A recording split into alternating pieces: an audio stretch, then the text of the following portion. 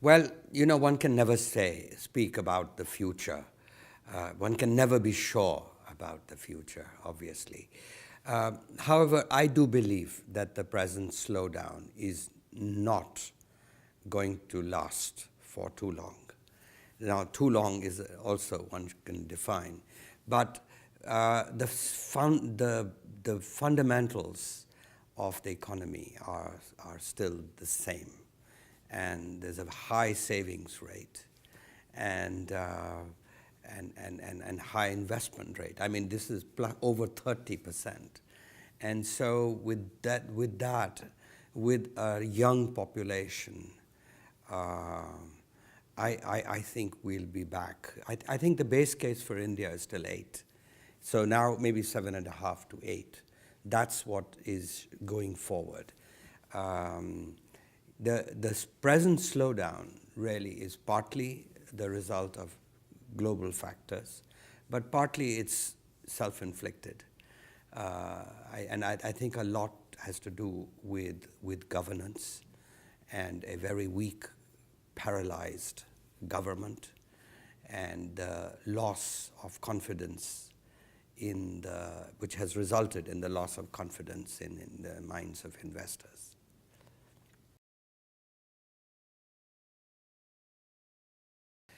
Well, coalition politics, I mean, democracy is a weak form of government anyway, and coalition politics makes it even weaker.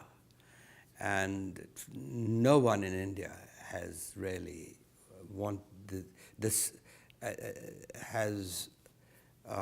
really wanted to see a prime minister like ours, who are become a victim totally of a chief minister of one state, a woman, Mamata Banerjee of Bengal, and he was like he was taking orders almost. She vetoed everything that was passed by the cabinet. So that was a very, very unusual and a very sad episode. The governance problem really emanates from the fact that we have weak institutions. And some of these institutions were stronger 30, 40 years ago and have become frayed.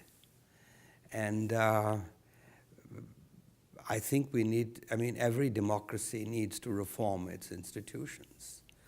In this country, the UK, Thatcher had to come along for the reform of institutions to take place. And so we need to reform the bureaucracy, the judiciary. It shouldn't take 8, 10 years to get justice. When it should, in other places it takes 2 or 3.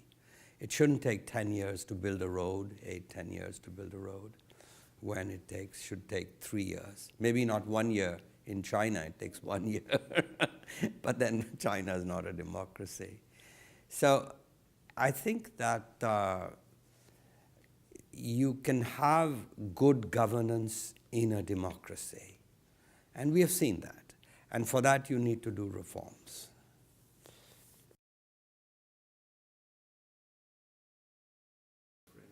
Well, it's a tempting way of framing the problem.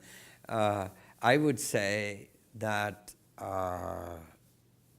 India, when it comes to India, it could be nothing else but a democracy. So it's academic to even ask the question whether a Chinese style or Singapore. Singapore is a benign dictatorship which is got very high levels of governance. So it's tempting to have good governance. But the mistake often people make between India and China is to ask which country will get rich first.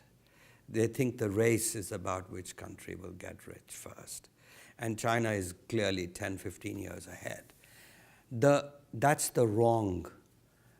The race is whether China will reform its politics and India will reform its governance. Whoever will fix its government first will win the race. Otherwise, both countries will get stuck in the middle income trap, which affected Latin America, as you know, for decades. So Indians and Chinese believe today that their destiny is to reach $40,000 per capita income of the United States. It's not going to happen.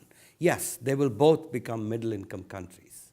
They'll get to that $5,000, $6,000, $7,000 income level per capita. But after that, they'll have to do those kind of institutional reforms.